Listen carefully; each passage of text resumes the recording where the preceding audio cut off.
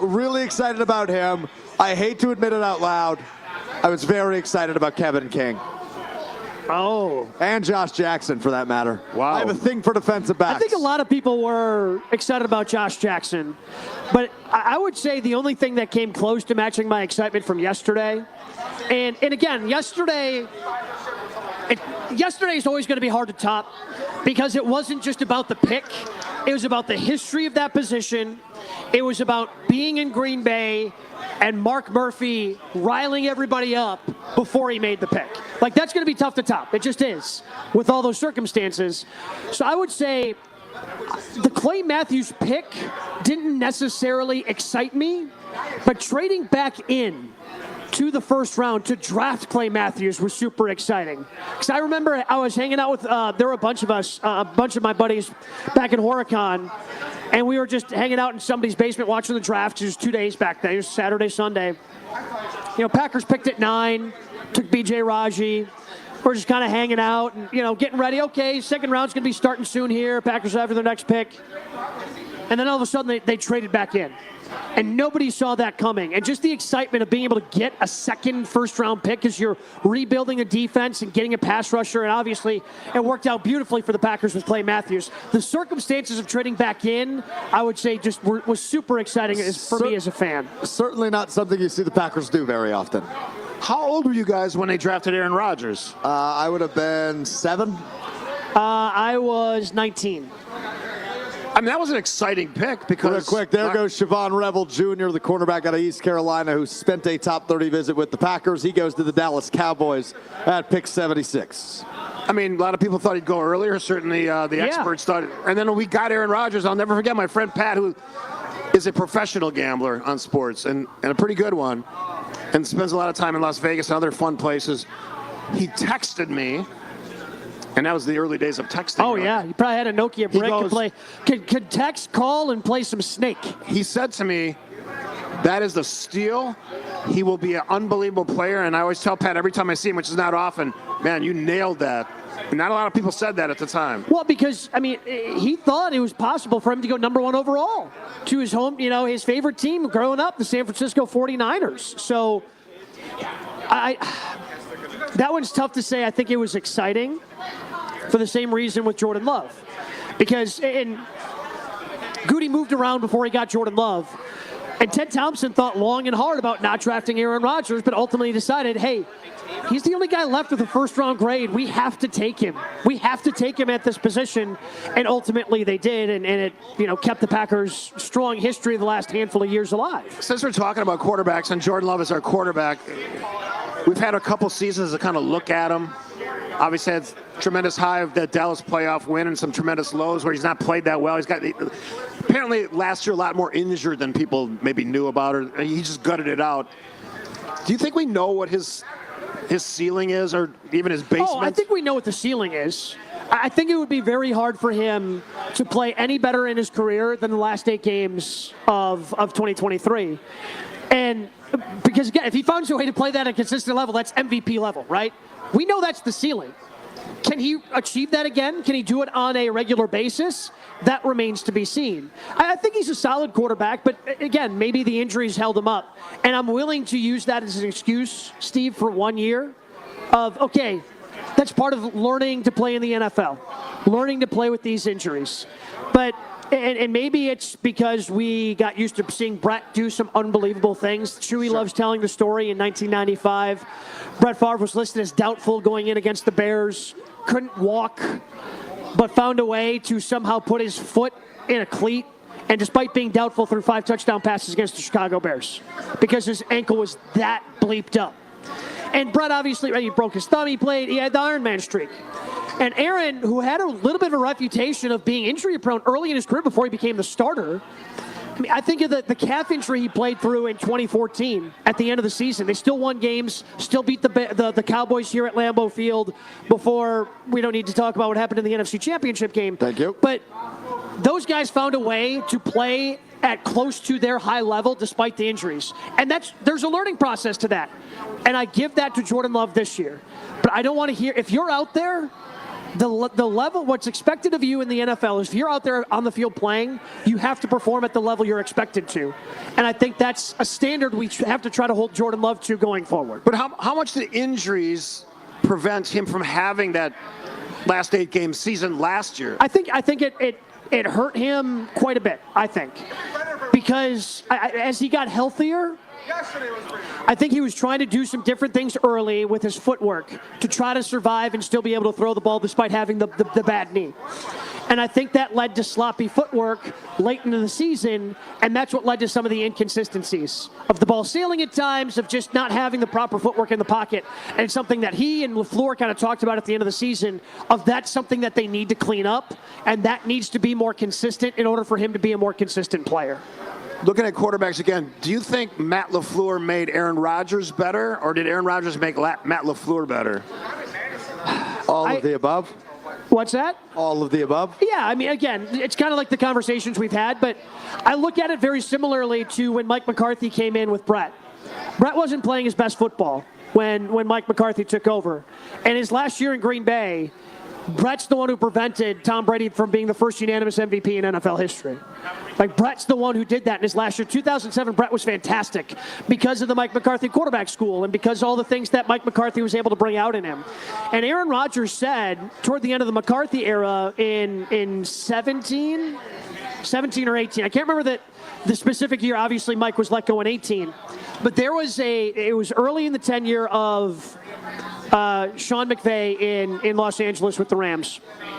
And they played the Vikings on a Thursday night game that was back and forth. And the talk in the locker room was, man, look at this offense that the Rams are running. And Aaron Rodgers said, man, I'd love to play in an offense like that.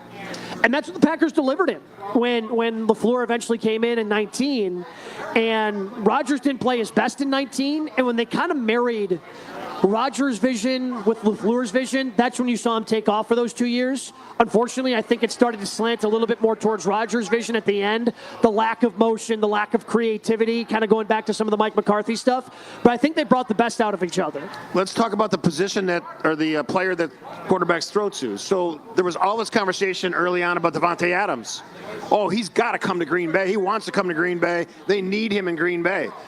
That didn't happen. So do you think there was a plan or any idea when all that conversation was going on in public that Brian Gutekunst said, you know what, we could draft a wide receiver that's really good? Maybe that's the thought process. I mean, yeah, I think that was, again, the board shook out the way it shook out, and they were lucky to get Golden. He didn't even reach out to even have a conversation with Davante, which I think was a misstep, honestly, because what if the board doesn't fall the way it does? What if the Cowboys, instead of taking an offensive lineman, go with Matthew Golden? And you're kind of stuck with what you have. I think having a more veteran, and I still think this even for Golden, what I thought worked really well for the Packers under Ted Thompson, and we've brought up these wide receivers, Greg Jennings to Jordy Nelson to Davante Adams, you mix Randall Cobb and James Jones and those other guys in there. Well, Greg Jennings got to learn from Donald Driver. Jordy got to learn from Jennings. Davante got to learn from Jordy. There was a lineage there of you had a veteran presence. And I hear Chewy talk about this all the time, where, I mean, Jackie Harris was a bit of a Richard, where he didn't want to help, but Ed West did. And he was able to grow because of the old toolbox. And I think that helped the Packers receivers grow. And you have the competition in the room, but you also have a veteran who can tell you something different than a coach can. Like, a coach wants to, hey, theoretically, this is supposed to be an 8-yard in. Right. Well, now you get bumped. And now Jordy can go, hey, you get bumped, you're going to have to cut this off. Like, the play's all about timing. You got to be able to do this. And that's potentially something that may have held back this receiver group from growing. Yes, it's been great to have the competition amongst each other, but they don't have that veteran presence to kind of show them the ropes of the NFL. How much do you think the offense will change next year for the Packers? We sort of know the players, right? So I think, again, it depends on how quickly Matthew Golden can grow. I think it's still going to be a run-heavy offense because I don't think they want to put that much pressure on the wide receivers. I think we're going to see a bit of a change in It'll help with Musgrave if he stays healthy into camp. I think you're going to see a lot more two tight end stuff for the Packers. It seems that is something that LaFleur has hinted at. They clearly like Tucker Kraft. And part of the reason maybe they drafted an offensive lineman. Right. Because despite, and Jason has told this story before on ESPN Wisconsin all over the place, but Rob Domofsky last year wanted to write a story about, oh man, this offensive line's playing really well. And, you know, when we have an idea for a story, you kind of ask a leading question to LaFleur in one of the press conferences that he does every day. And LaFleur basically said, no. I disagree, I think right? The offensive line isn't playing very well.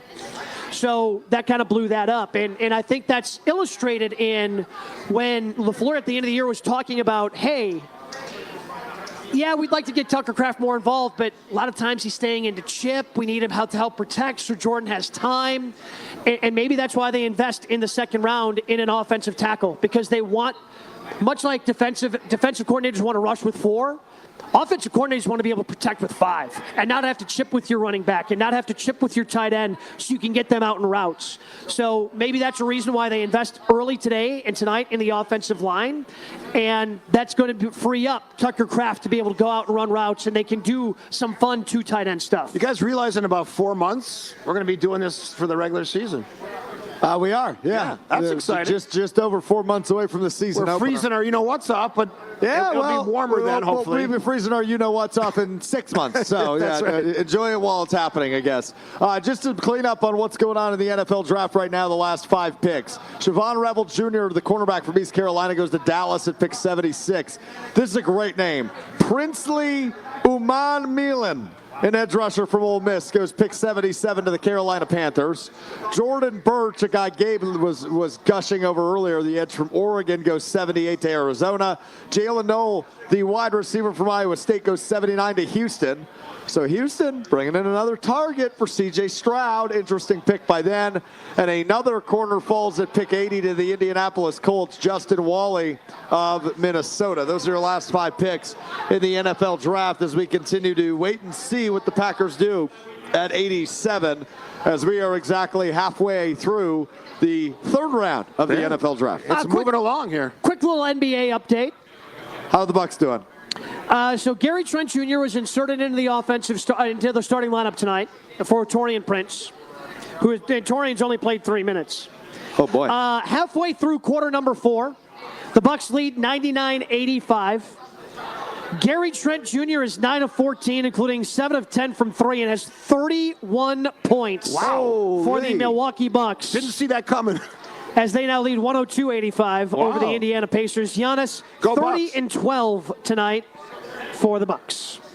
So Gary Trent Jr., and it's not that close, leading the way in scoring for the Bucks. How about that? He just hit another 3. He's got 8. That is insane. 8 threes for 34 points for Gary Trent Jr. Years from now, we'll remember where we were on this night when Gary Trent Jr. took over for the Bucks. You'll never forget where you were.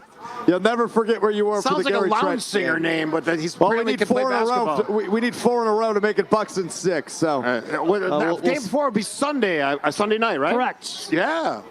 Be Sunday, and that one is going to be just as big. Got to win both those games.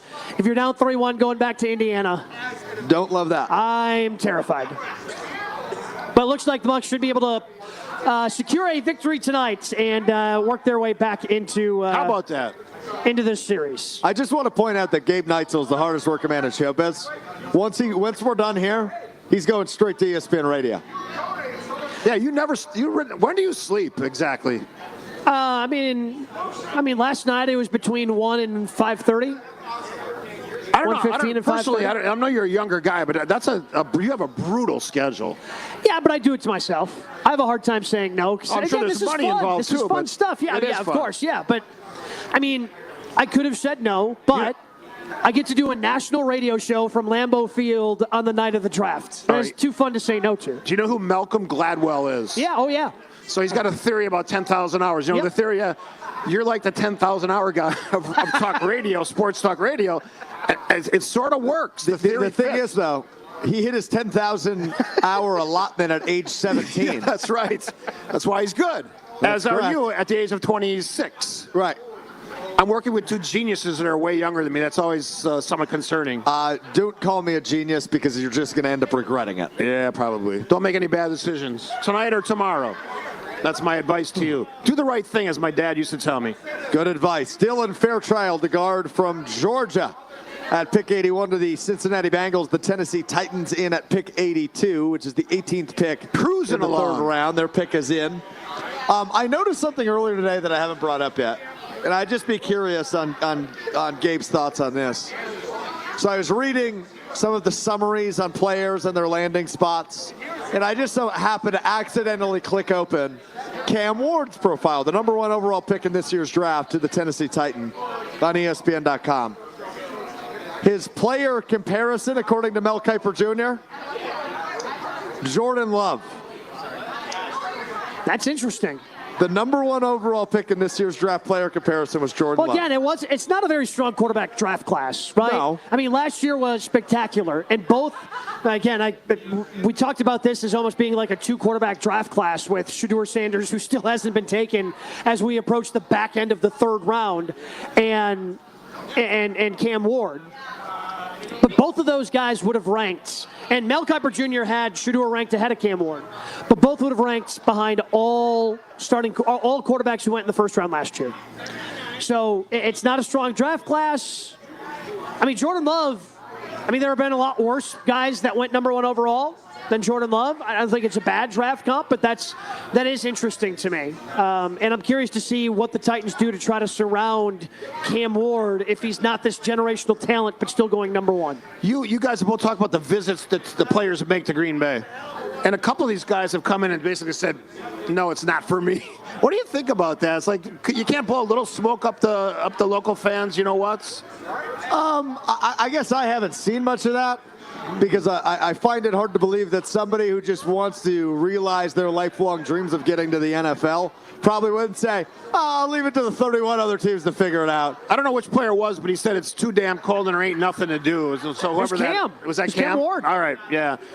Not that he was coming here anyway, but yeah, I think he'll enjoy Nashville a little bit more. I think that's if the Packers had the number 1 overall pick. Yeah. I don't know if he's necessarily saying that, but one of the things that's been discussed a lot, I feel, around this draft, and it's not just about this draft in particular, but it's something I've heard Shefty bring up, Field Yates bring up, Jason bring up, and this idea of love of football. And that's been a big conversation this offseason in the NFL, where the money has gotten so high, especially for 1st-round draft picks, where, and again, more power to you. If you have, a shorter career can make money, it's just kind of a means to an end. And you're good enough to do it, so you do it. Eddie Lacy is an example of that. Totally. Eddie was really good. Yeah. Doesn't Rookie get of the the credit that he deserves. His first 2 rookie years were fantastic, but he didn't have the love of football. Probably suffered some injuries, didn't want to work as hard to come back because that's tough to do, and he kind of flames out of the league. But that's been a talk of, okay, how many of these guys are doing this because they love the game and the money's a nice benefit of it, or how many of these guys are just looking to cash in because they're really good athletes? And I've seen that before with high school recruits. I think of when I was covering some high school basketball. I won't name names necessarily in the Madison area. And there was a really good, he loved basketball. But at 6'5", just kind of a mid-major guy. Certainly could have played college basketball, Division I, but instead ended up playing college football, but didn't have the love for it and never really made the impact despite being the tremendous athlete he was. And I wonder how much of that is going to continue to be a theme in college football and then bleed over to the NFL going forward of these GMs and these people who are making decisions at the highest level. Okay, how do we get guys that truly love the game, because those are the ones that are going to fit best in our locker room? The Pittsburgh Steelers are on the clock. It is the 3rd round of the NFL draft. They do not have a contract agreement with quarterback Aaron Rodgers, who's obviously a free agent.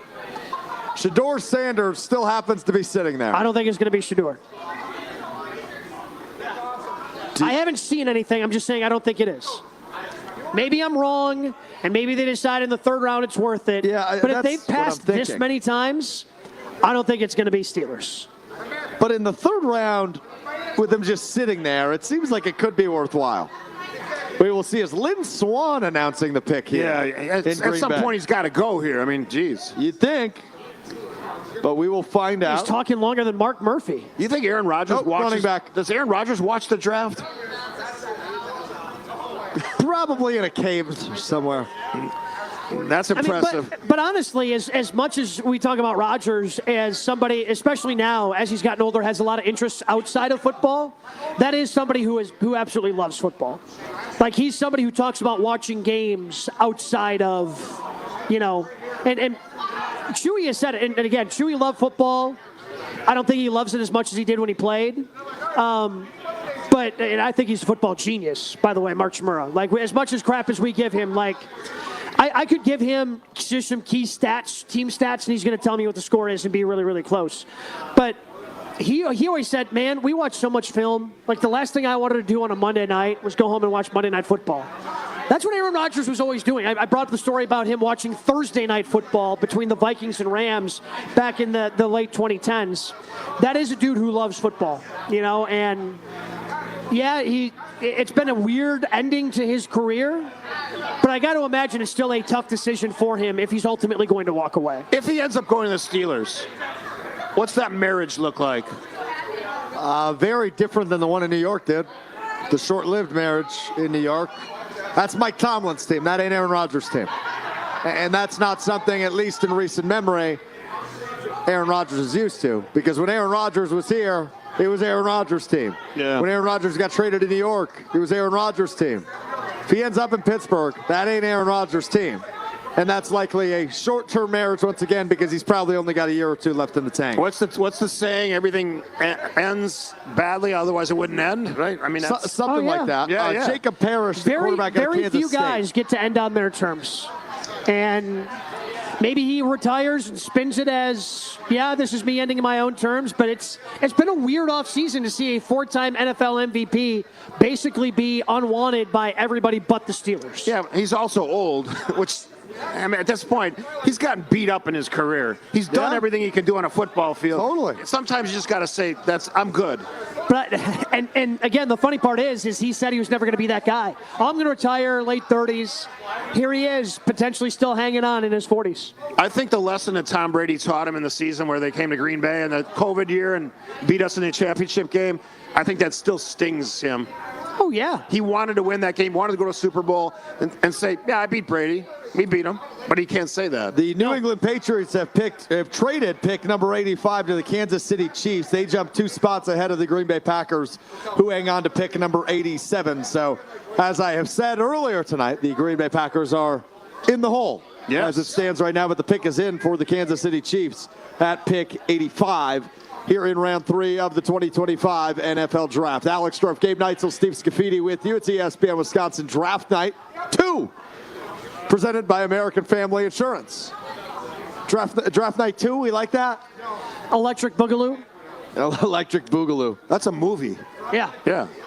Like circa 80s? Yeah, now I forget, was that...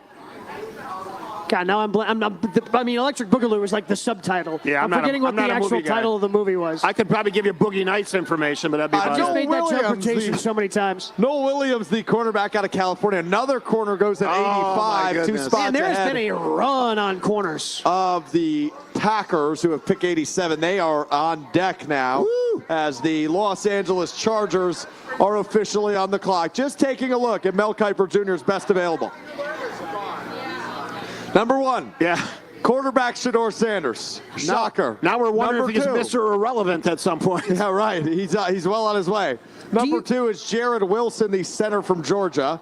Number 3, Jalen Royals, the wide receiver from Utah State. Number 4, Xavier Watts, safety from Notre Dame. Number 5, Jalen Lane, a wide receiver from Virginia Tech. And number 6, a guy who the Packers hosted on the top 30 visit, a wide receiver from Maryland, Tay Felton. Strophy, you talked about the red box during the second round with Mike Green out of Marshall. Do you think that is the same potentially for Shador Sanders, that some teams, for whatever reason, have kind of done the same thing where they're like, not worth touching him? So I was thinking about this when we were in our little break. Yes, I think the answer is yes. I think the fact that he was attempting to dictate his path, despite not being a terrific winner at Colorado. He's a great winner prior to Colorado, but a 13-12 record. I don't know. It seems like there has to be some concerns, not only about his play, but I'm not saying he's a bad person, but I think there are character concerns for Shador Sanders. Or for whatever reason, off the field concerns about something. I don't know what that is. Right. Because I think on the field, I don't know how you take somebody who's literally older than Brock Purdy over Shador Sanders if you're looking for a quarterback, unless there are questions beyond football. Because I saw Shador, he makes those splash plays. His offensive line stunk this year. I watched enough of him to think that, okay, by pick 86, he's going to be off the board, but that's not the case. He's not going now. He's not going 87. He's not going 89. I don't even know if he's going tonight, because we're getting that close to the end of the third round. A quick couple of orders of business here at the Tundra Trio before we get to the Packers pick coming up at 87. 15 minutes away from last call at the bar here at the Tundra Trio. 9:45 is last call, so as they say in the song Closing Time, finish your whiskeys and beer and maybe get another one while you still have time. 15 minutes until last call here at the Tundra Trio. We will once again play you the audio here at the Tundra Trio of whoever announces the third-round pick for the Green Bay Packers, one of the Packers, many Packers legends that are in town. And, of course, we will be with you here at ESPN Milwaukee on YouTube right here in the Tundra Trio backyard reacting to the Packers pick coming up at 87. 86, the pick is in from the Los Angeles Chargers. We will see the direction they go.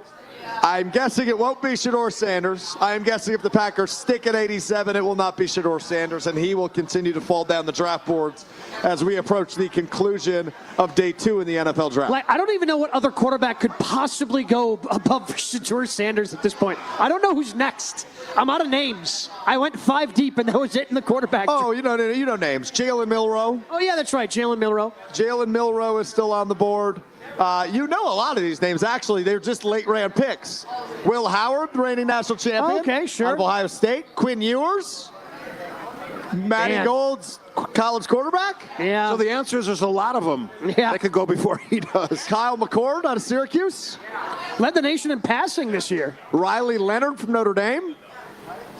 Dylan Gabriel from Oregon, who was a Heisman favorite at one point this season. I think I like Gabriel more than I like Leonard in the NFL. Leonard's a good athlete. I don't know if he can be somebody that's going to be able to throw in efficiently enough. My point is, you actually know a lot of these quarterback names later in the round, which is kind of fun and unique in this year's draft because some of the biggest names in college football just aren't looked at as great pros. So they're falling to middle round picks and late round picks. Where's Green Bay going with 87? Where are they going to pick? I think it's going to be defensive line, one way or another, either tackle or edge. Wow.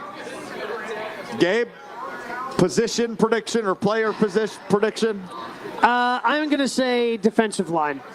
I think it's, looking at just some of the best available, Joshua Farmer is a defensive tackle from Florida State. Kenny Clark ain't going to play forever. Man, Melvin Gordon's busy tonight. There you go. Second time he's been up there announcing a pick. Who was here earlier today doing a panel with James White, Gary Ellerson, and Jim Rutledge talking about Wisconsin football. The Chargers selection is in, and it is Jamari Caldwell, a defensive tackle from Oregon, which means for the likely final time tonight, the Green Bay Packers are on the clock. There we go. Somebody's very excited about that here at the Tundra Trio. Somebody's paying attention. At least somebody's listening to us. All right. Not talking to ourselves. Well, we are talking to ourselves, but somebody else is listening too. Yeah, that's good, yeah. They're just hearing the thoughts in our head I'm at this point. going to say cornerback, even though I have no idea what cornerbacks are available. Not a hundred. I mean, look, we're in the middle of the third round, so really anything's possible, right? Like Quincy Riley is a name from Louisville that I know was I'm just throwing it out there. I have no idea. Pick. But the only other cornerbacks that are on the board that the Packers took in for a top 30, Jason Marshall Jr. from Florida, who's viewed as a 6th or 7th round pick, and Michael Robinson from Tulane, who's going to go undrafted. So they really haven't visited with other corners that didn't go. Or Surprise pick, go as they say. Surprise the top pick. 2 rounds. All right, here we go. So we await to see, and here we go. The Packers will pick at pick 87 It's as in. the pick is in for the hometown team hosting the 2025 NFL Draft. The Packers fans in the Lambeau Field parking lot dancing with their pom-poms and their signs, getting ready to await what the final pick of night 2, likely final pick of night 2, will be for the Green Bay Packers.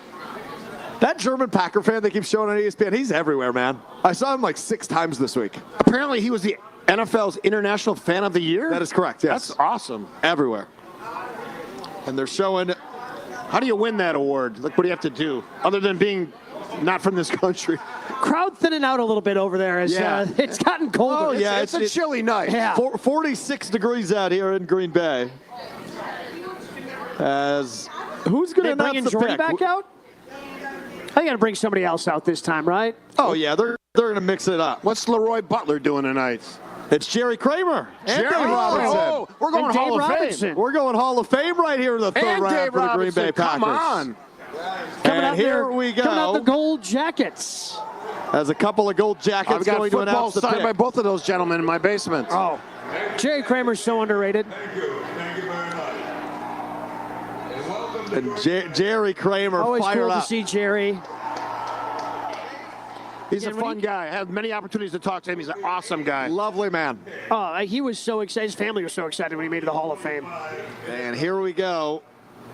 The Green Bay Packers select Big Dave Robinson.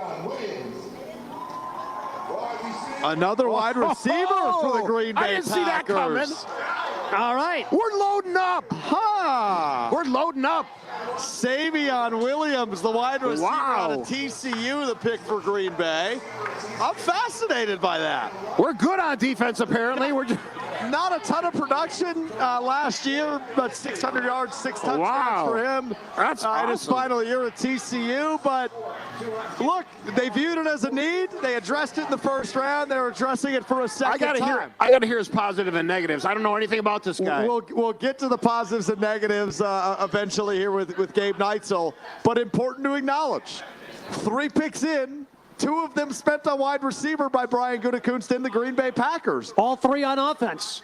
On all 3 picks, you're right, Wow. on offense, despite some of the needs at defense. We can dive into that in a moment, but I'm fascinated by the idea here that Christian Watson and Romeo Doubs both entering the final year of their contract for the Green Bay Packers, and now they're going to bring 2 new guys in. Savion Williams, they just drafted here at pick 87, a depth piece, right? This isn't going to be a guy that's going to be playing 80% of the snaps by any means here in his rookie year, but it's now a rookie contract. It's a guy who's shown some productivity in college and just another body in the room that is pretty thin, all things considered. This is a position where we were just unsure of what the future holds after 2025. And going into this offseason, I thought the Packers needed to draft one and sign one. Obviously, I'm not counting McCole Hardman because I look at it as really more of a special teamer. This kind of replaces that. They take too early in the first 2 days. And again, I don't think that means the end of Christian Watson, but it's an insurance policy in case he doesn't look great coming off of a knee injury and they decide not to re-sign him. I love this. The receiver room is going to be interesting. Let me hit you with something that you like to hear about Savion Williams. 6'4", He's a big boy. and really good speed. Ran a 1.52 10-yard split. Yeah. At the NFL Combine. What was your 10-yard split? Yeah, not that. Definitely not that.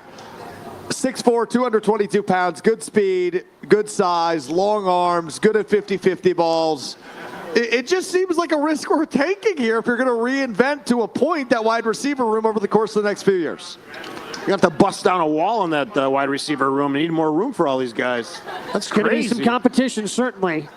So according to Dane Brugler over at The Athletic and his Beast NFL Draft Guide, the weaknesses where we start for Savion Williams, not the most natural hands catcher, especially in mid-stride, lacks refinement as a route runner, gives too many indicators to defensive backs about what he is doing. Most of 2024 targets, 72.3%, came within 10 yards of the line of scrimmage. Only had one catch of 30 yards or more. So he wasn't a big explosive play guy. Too willing to push off late, needs to be more subtle with physicality down the field. Initial acceleration pops, to your point, Alex, but doesn't have an impressive pull-away gear. Functional blocker, but should be better given his size, strength, and coordination.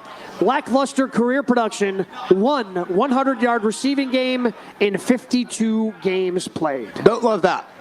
Don't love that part of it. Strengths. Looks like an Adonis with his large cut-up frame and long arms. Moves with short area quickness and body control of a much smaller athlete. Freaks List alum because of his explosiveness and power. Would be favored to win the 2025 NFL Draft Prospects Slam Dunk Contest. Didn't know that was a thing. Also didn't know that was a thing. Physical to the football, especially on fades, and consistently high points in traffic. Burst and play strength were on display as a Wildcat quarterback. So maybe somebody that, could also run the Tucker Pucker. Sounds like an emergency quarterback also. Runs with urgency combined for 40 missed tackles on 111 offensive touches his senior season. Completed all 3 pass attempts in 2024. NFL scouts say he had the strongest arm on the TCU roster. That's emergency quarterback. That's not great for their quarterback. He was a captain last year, and his receiving production improved each year at TCU. Okay. So you tell me there's a chance.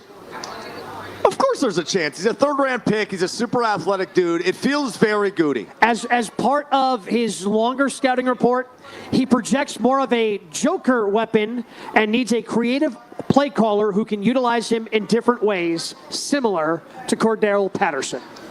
I know a creative play caller who happens to work right up the street at Lambeau Field. Well, and in some of the highlights we saw as part of the highlight package they showed on ESPN2, they handed the ball to him out of the backfield, which is unique for a 6'4", 220-pound wide receiver. This is a combo pick between Matt LaFleur and Brian Gutekunst. They see some amazing potential in a guy that nobody's really thinking about. Here's the thing that I find interesting, right, is we went into last season with the Packers saying, all right, this is the year. One of these young wide receivers needs to take the jump and evolve into the number 1 target, a true number 1 wide receiver. We watched it for 18 games. It didn't happen. And for a while, at least in this offseason, we looked at it and said, oh, no, they're going to run it back. They didn't reach out to Devontae Adams. They didn't trade for DK Metcalf. They didn't try to improve the room outside of signing a guy who's going to end up being their kick returner in McCole Hardman. But now 2 days into the NFL draft, not 1 but 2 wide receivers in the first 3 rounds, Brian Gutekunst acknowledging the wide receiver room wasn't good enough last year. Number 1 in drops, 2 of their wide receivers, top 10 in the league in individual drops, and not a 1,000-yard receiver. Goody's taking swings this offseason now. 2 draft picks, McCole Hardman on top of Jaden Reed, Dontavian Wicks, Romeo Doubs, who will be healthy to start the year. You mentioned competition in the room, Gabe. You got it. Yeah, and that's what they're going to have. I'm really curious to see how Romeo Doubs reacts to this, because he's somebody who was not happy with his role last year when all 4 receivers were healthy and they were kind of rotating around and changing game plans. I'm really curious to see how he reacts. I think that's the most interesting part of this in terms of the current roster. How does Romeo react? And honestly, how does Dontavian Wicks react? He's somebody that, again, like when you start taking a look at advanced analytics, he gets open a lot. And look, the drops went down as the season went along. They love him as a blocker. But you need to be more productive at that position. And there is a sense of urgency now with that position, adding 2 high draft picks. This isn't a 7th-round pick that, okay, if he doesn't make the roster, we'll store him on the practice squad. These are guys that are expected to make the roster. Is it a big gamble, do you think, to have 2 wide receivers out of your first 3 picks? Yeah. Because we were talking about edge rusher, and again, that's cornerback. How I think that's kind of how the draft board falls. I think that there was a run on edge, there's a run on corner. I also think they like the cornerback room more than maybe we do. I've kind of thought that. I think they need more pass rush help, and maybe they still address that tomorrow. It's the ultimate. We like our guys. Yeah. And we asked them to perform at a higher level. That's what everybody was talking about at the end of last season. So maybe this is a representation of that in the draft. And maybe, again, there were just guys there at pass rush where they felt that they couldn't bring the competition the way that Golden and Williams will. So there you have it, and obviously we will wait and see here just for a few more moments if the Packers attempt to trade back in. I doubt that will happen here, as I imagine what the Packers night is done for the second day here of the NFL draft. But just to recap, 3 picks in the books now for the Green Bay Packers. In round 1, it was a wide receiver, Matthew Golden out of Texas, the first time the Packers have drafted a wide receiver in round 1 since 2002. The second round, they go offensive tackle, Anthony Belton out of NC State. In round 3, they go with a wide receiver, Savion Williams from TCU. So on a day that I said multiple times, it's all about the defense, it was a day, and now 2 days, that was all about the Packers offense and taking this thing to the next level. I know we were frustrated with the pass rush at the end of last season, but if we're being honest, taking a look at what happened down the stretch, who was playing better? Who did you have more confidence at the end of last season, the offense or the defense? I think the answer is the defense, and I think the answer was the same for Brian Gutekunst, which is why he addressed the offensive positions the way he did tonight. I think that makes Saturday defense day. Yeah, I think so. I think we know what's going to happen tomorrow. I think that's a safe defensive bet. players. They got how many picks left? We say that now. Yeah. We also said that 3 hours ago. We sort of did. But they got more picks tomorrow, so we'll see. 2 more picks tomorrow. Goody only with 8 picks in this year's NFL draft, 1 in each of the rounds and 2 in the 7th tomorrow. And here's the thing. He's not going to move up because he likes his picks too much. He might move back to add some picks. I mean, Brian, but also you only have 1 pick in each of the rounds right now. Mark Murphy was really wrong with his prediction today. Did not move up, did not move back. Did not move back. Stayed put. Steve Scaffidi, we are 3 picks into the Green Bay Packers 2025 NFL Draft. What are your final thoughts?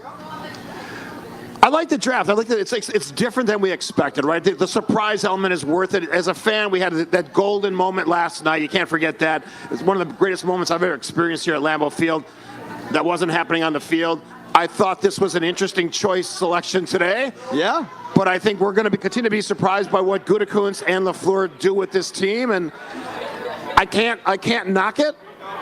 It's obviously, as I said, they like their guys, and the challenge has been put upon their players they already had to step it up or you're going to be gone. I think that's where we're at. Nicer day tomorrow, by the way. Yeah, sun's out. Here in Green Bay. Sun's out, high of 57. No rain expected tomorrow. Sun's out, guns out for Scaffidi over here? Yeah, absolutely. He'll be back out there with the people. He's a man of the people here. I have a big announcement tomorrow, by the way. Oh, You really? have a big announcement tomorrow? So, I take listener trips. I go on listener trips. Yes. Tomorrow we're going to be announcing, I could probably say it here, right? Yeah, you can do that. We're among friends. My 2026 listener trip takes me and 45 listeners to Hawaii. Oh. WTMJ has never done a listener trip to Hawaii. And on this trip, breaking news to both of you guys, I will be getting my first tattoo. Whoa. On the trip. On the trip. You're getting a tattoo in Hawaii? Yes, because Why? it's the 50th state that I have visited. That's my final one. Oh, wow. So I'm going to get a representation of either Hawaii or 50 or something on my left arm. Hawaii 5-0, you mean? Hawaii 5-0. I see what I think he just decided I think he just figured it out. the brilliance of Alex Strouf. Hawaii 5-0 had Hawaii tattoo on 5-0. Steve Scaffidi. Have fun. Send me that logo. Do want to say that the Bucks did win tonight, 117-101 over the How about Indiana those Bucks? Pacers. The Gary Trent Jr. era. Gary Trent Jr. tied a franchise record with 9 threes in a playoff game That en is route nuts. to 37 baby. Come on, points. Gary. Bucks now back in the series, down 2-1. So the Packers grab a couple of wideouts. The Bucks get a win. And we now get Gabe Neitzel's final thoughts on the first 3 rounds for the Packers. I think it's hard to walk away disappointed. I think I'm somebody who would have preferred to have an edge rusher, but the way the board fell, I don't have. There's not like one guy, oh man, I can't believe they didn't get this guy. Like when like when they traded back and took Strouf's guy, Kevin King. You know, somebody can go, oh, man, T.J. Watt, I wanted him so bad. I don't have that guy. There's not that guy that I thought, oh, man, I need this pass rusher. And I think Goody just, you know, picked as the board and fell to him. There's nobody I wish they had instead of the three guys they took tonight. I'm really excited for the wide receiver position. Yeah. I am invigorated for that position and cannot wait to see how that plays out in training camp. Training camp is going to be really fun at that position. Steve, Gabe, this was great. Thanks. Thanks for letting me hang out. Again, you know, open door policy. Open door policy. Draft day coverage on ESPN Wisconsin starting tomorrow at 10 a.m. live here from the Tundra Trio as we wrap it up. That will do it for us on YouTube. I got a couple more things for the Tundra Trio. We'll talk to you tomorrow on ESPN Milwaukee on YouTube. But for the Tundra Trio folks, have a couple announcements for you.